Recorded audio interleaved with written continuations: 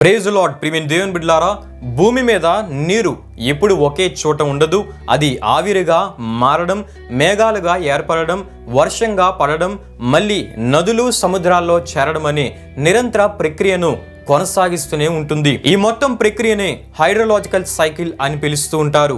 ఈ సత్యాన్ని గురించి పరిశుద్ధ గ్రంథమైన బైబిల్లో మనం చూడగలం. ప్రసంగి గ్రంథం 1:7 మనం చూస్తున్నప్పుడు, నదులన్నీ సముద్రంలో పడును, అయితే సముద్రము నిండుట లేదు.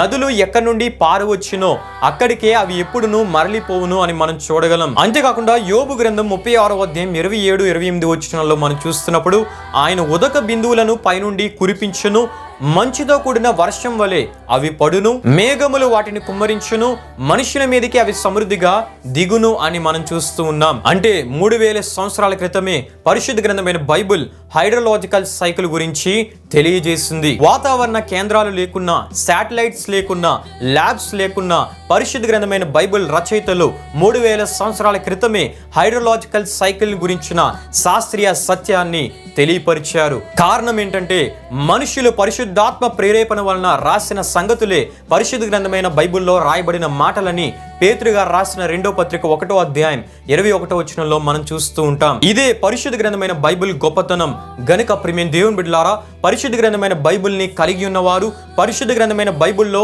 రాయబడిన మాటలను చదువువారు, ధ్యానించేవారు, వాటిని గైకొనువారు ధన్యులు అని దేవుని వాక్యం సెలవిస్తుంది. ఆమేన్.